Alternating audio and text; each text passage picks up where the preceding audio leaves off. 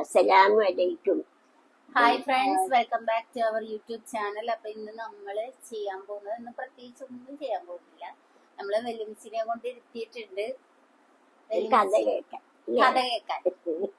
കഥ എന്ന് പറഞ്ഞാല് റിയൽ ലൈഫിൽ സംഭവിച്ച കഥകളാണ് ചോദിക്കുന്നത്. വെല്ലുമിച്ചിക്ക് പ്രേതത്തിന്റെ കഥ അറിഞ്ഞൂടാ. വെല്ലുമിച്ചിക്ക് പ്രേതത്തിന്റെ കഥ വലിയ വശമില്ല. ഞാൻ സാധാരണ ചോദിക്കുന്ന കുറച്ച് വല്യമ്മമാരോട് ഞാൻ ഫസ്റ്റ് ചോദിക്കുന്നത് പ്രേതത്തിന്റെ കഥ അറിയാവുന്നതാണ്. അൺഫോർച്ചുനേറ്റ്ലി വെല്ലുമിച്ചിക്ക് പ്രേതത്തിന്റെ കഥ അറിയില്ല. അല്ലേ വെല്ലുമിച്ചി? ഇല്ല, അതില്ല. അന്നൊക്കെ പ്രേതമൊന്നുമില്ല. ഇല്ല. ഇല്ല. ഇന്നാണ് ഇപ്പൊ പ്രേതവും മനുഷ്യൻ കൊല്ലലും അതും ഇതൊക്കെ. അന്ന് പേടിക്കാനും ഇല്ല, ഒന്നുമില്ല. എവിടെ വേണേലും പോവാ, കിടക്ക, ഇരിക്ക, ഒന്നുമില്ല. ഇന്നിപ്പോ പേടിക്കണം. മക്കളെയും പുറത്തേക്ക് വിടാൻ പറ്റില്ല, നമ്മക്കാണെങ്കിൽ കുടുംബത്തിരിക്കാൻ പറ്റില്ല, ഒന്നും അല്ലാത്ത കാലമാണ് ഇപ്പൊ ഈ മുള്ളുകൾ പറഞ്ഞേ.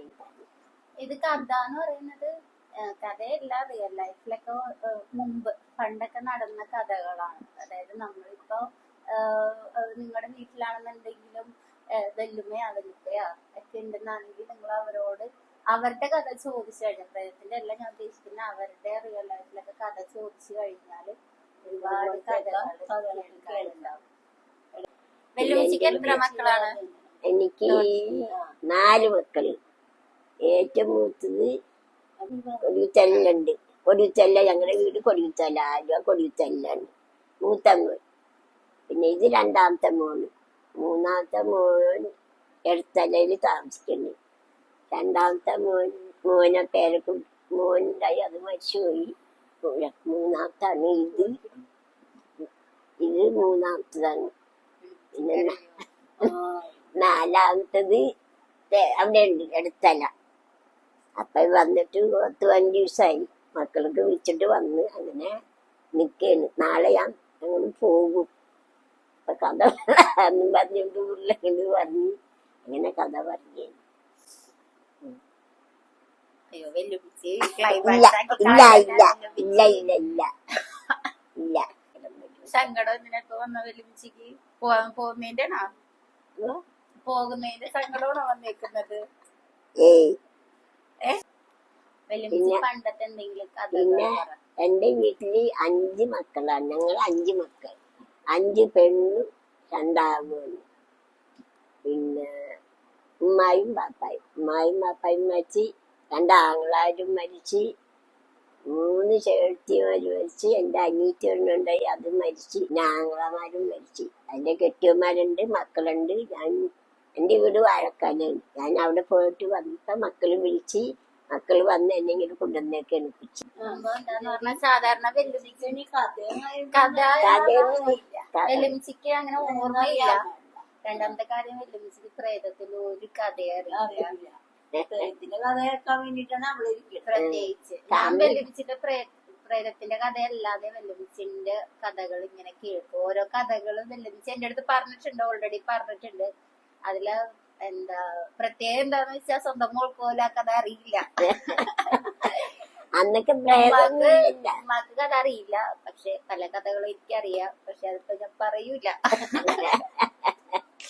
അന്നൊക്കെ പണ്ടൊക്കെ പ്രേതമൊന്നുമില്ലല്ലോ. ഇന്നല്ലേ പ്രേതവും ആൾക്കാരെ പേടിക്കാനും ഒക്കെ ഉണ്ട്. വെല്ലുമിച്ചി എന്റെ അടുത്ത് പറഞ്ഞ കഥകളില് കൂടുതല് എന്താ പറയാ, നമുക്ക് ഓരോ കഥ കേൾക്കുമ്പോ നമുക്ക് ഒരതിശയോ അല്ലെങ്കിൽ അങ്ങനെ വരുമല്ലോ. അതില് വെല്ലുമിച്ചി പറഞ്ഞ കഥകൾ കൂടുതലും കുഞ്ഞു കുട്ടികൾ മരിക്കുന്ന ഒരു കഥയാണ്. എന്ന് വെച്ചാൽ ഇപ്പൊ ഒന്നിലെ പ്രസവത്തിൽ മരിക്കുന്നത്, അല്ലെങ്കിൽ 5-6 വയസ്സില മരിച്ചു പോകുന്ന കഥകളാണ് വെല്ലുമിച്ചി പറഞ്ഞിരിക്കുന്നത്. വെല്ലുമിച്ചി പറയുന്നതെന്ന് പറഞ്ഞാൽ അന്ന് അത്രയ്ക്കും ഹോസ്പിറ്റലാണെന്നുണ്ടെങ്കിലും അത്ര ഫെസിലിറ്റീസും വണ്ടിയില്ല, ഒന്നുമില്ല. അങ്ങനെ അധികം അസുഖം വരുന്നത് അത് വെല്ലുമിച്ചിന്റെ കഥകളിൽ മാത്രമല്ല. ഇപ്പൊ ഇവിടത്തെ ആണെന്നുണ്ടെങ്കിലും വാപ്പാടെ കഥകളിലും പറഞ്ഞിട്ടുണ്ട്. ചെറിയ പിള്ളേര്, അതായത് 12 മക്കളോ അല്ലെങ്കിൽ 8-9 മക്കളെ ഉണ്ടാവും. അന്ന് പ്രസവം നിർത്തൂലില്ല. ഇന്നല്ലേ പ്രസവം നിർത്തുന്നു. 1-2 പ്രസവം നിർത്തും. അന്നൊരു ആശുപത്രി ഇല്ല, ആശുപത്രി പോക്കില്ല, വീട്ടിൽ തന്നെ പ്രസവമൊക്കെ. ഇപ്പൊ ഞാൻ 4 പ്രസവിച്ച്, 3 വീട്ടിൽ തന്നെയായിരുന്നു. അപ്പൊ മിഡ് വൈഫ് പോയി കൊണ്ടുവരും, മിഡ് വൈഫിന്. അപ്പൊ വീട്ടിൽ തന്നെയാണ് പ്രസവം. പിന്നെ നാലാമത്തെ ഇപ്പൊ എന്തോട്ടാ ആ മിഡ്വൈഫിനെ വിളിക്കാൻ പറ്റുമോ വേറെ ആരാനും നോക്കാൻ പോയിക്കാണ്. എന്നിട്ട് പിന്നെ എന്നെ നാലാമത്തത് ആശുപത്രി കൊണ്ടുപോയി. അങ്ങനെ ഇപ്പോഴാണ് രണ്ടാമത്തെ നിർത്തും ആശുപത്രി പോക്കും ഒക്കെ. വെല്ലുവിളിച്ചിന്റെ പ്രസവം നിർത്തല്ല ഒരു കഥയുണ്ട്. അത് വെല്ലുപ്പല്ലേ നിർത്തിയേക്കടാ. അത് കേട്ടപ്പോ ഒരു അതിശയം വന്നിട്ട് അന്നാളില് വെല്ലുവിളിച്ചിന്റെ ആ ഒരു കാലഘട്ടത്തില് ആണുങ്ങളാണ് പ്രസവം നിർത്തുന്നതെന്നാണ് പറയുന്നത്. അന്ന് നിർത്തി കഴിഞ്ഞാല് ഒരു ബക്കറ്റ് അരിന്നൊക്കെ പറയും. വീട്ടില് ബാക്കിയും വെല്ലാവശ്യം കൊടുത്തിട്ട് ഒന്നും കൊണ്ടൊന്നുമില്ല. അത് മൂത്താപ്പ നിർത്തിയപ്പോ കിട്ടിയെന്നാണ് മൂത്തുമ്മ പറഞ്ഞത്. അല്ല വീട്ടിലൊന്നും കൊണ്ടൊന്നുമില്ല. അത് പിന്നെ വലിയ കൂട്ടുകാരന്മാർക്ക് കൊടുത്താൽ എങ്ങനെ എന്താന്ന് എനിക്കറിഞ്ഞില്ല.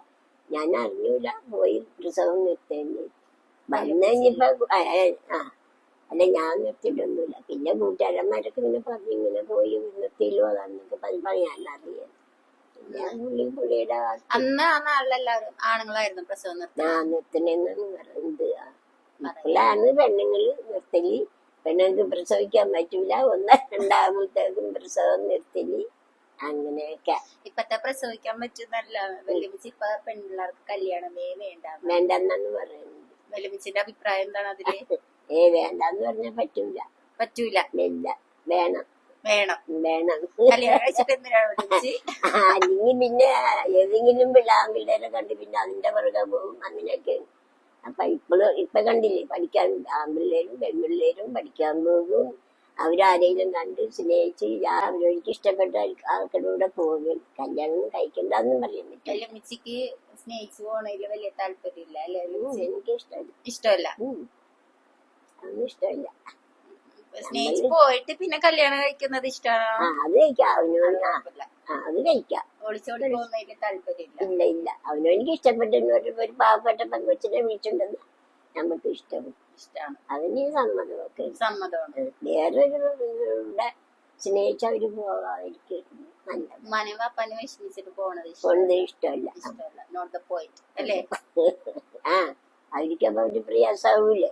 ഇത്ര നാള് നമ്മള് വളർത്തി ഇതായി കഴിഞ്ഞ് ഓതാനും പഠിക്കാനും ഒക്കെ പോയി എല്ലാം കഴിഞ്ഞ് നമ്മൾ അവരെ വളർത്തിയെടുത്ത് വന്നേന്ന് അവര് ഇതായി കഴിഞ്ഞ് ഇങ്ങനെ പോകുമ്പോ തള്ളക്കും തന്തക്കും പ്രയാസം ഉണ്ടാവൂലേ? അതൊരു പ്രയാസമുണ്ട്. അവർക്ക് ഇഷ്ടപ്പെട്ടൊരു പെൺകൊച്ചിനെ വിളിച്ചുകൊണ്ടെന്നോ സ്വീകരിക്കാം. ഒരു കുഴപ്പമില്ല. സമ്മതിക്കണം. അല്ലെങ്കിൽ ഉമ്മിച്ചി വാങ്ങിച്ചത് എനിക്കൊരു പെൺകൊച്ചിനെ ഇഷ്ടമാണ്, ഞാൻ കഴിക്കാം. 10 കഴിയാതെ സമ്മതിക്കും. അന്നൊന്നുമില്ല.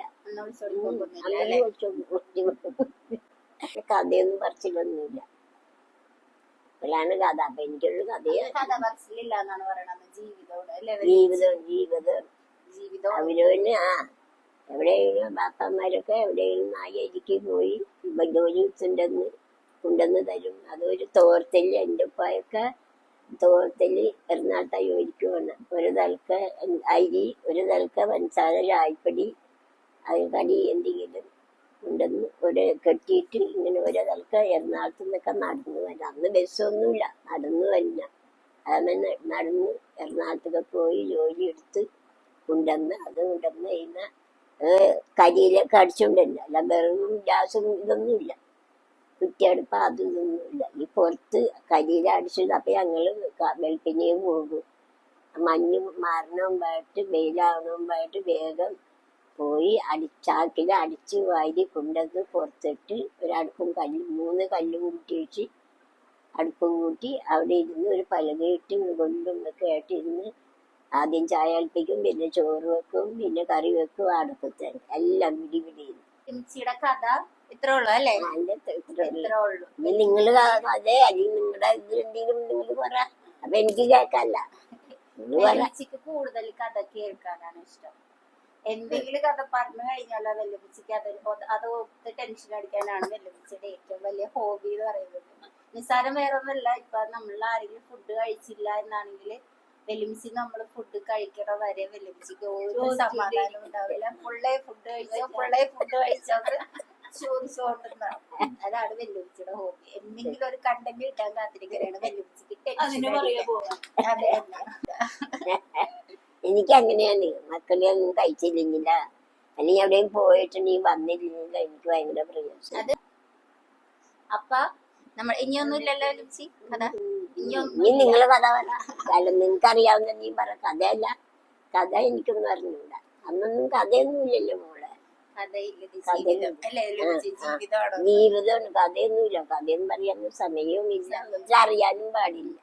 പിന്നെ ഒരു പ്രേതവും ഇല്ല, ഇതൊന്നുമില്ല. വല്യമ്മച്ചിക്ക് പ്രേതത്തെ വിശ്വാസം ഉണ്ടാ? പ്രേതത്തെ വിശ്വാസം ഉണ്ടാ? വിശ്വാസമൊന്നുമില്ല. വിശ്വാസമില്ല. അന്ന് ബാധ കയറലൊന്നും ഇല്ല? അതൊന്നുമില്ല. അന്ന് ബാധയും ഭൂതയൊന്നും ഇല്ല. ഇപ്പോഴാണ് ബാധയും ഭൂതയൊക്കെ. അപ്പൊ അന്ന് പേടിക്കാനും ഇല്ല. ഇല്ല. ഇന്ന് പേടിക്കാനുണ്ട്. ഇന്ന് പേടിക്കാനുണ്ട്. ഇന്ന് മനുഷ്യന്മാരെ പേടിക്കാണ്ട്, മനുഷ്യന്മാരെ പേടിക്കാണ്ട്. പുറത്തേക്ക് ഇറങ്ങാൻ തന്നെ പേടിയാവണം. മക്കളെ എണീനും വിടാനൊക്കെ പേടിയാണ്. ഇച്ചിരി നേരം വരുമ്പോ എങ്ങോട്ട് പോയി. അങ്ങനെ തിരുമ്പോ വലിക്കലും കുടിക്കലും മെക്കേക്കലും. പിന്നെ പേടിക്കാതെ പേടിക്കാതിരിക്കും? പേടിക്കാതിരിക്കാൻ പാടില്ല.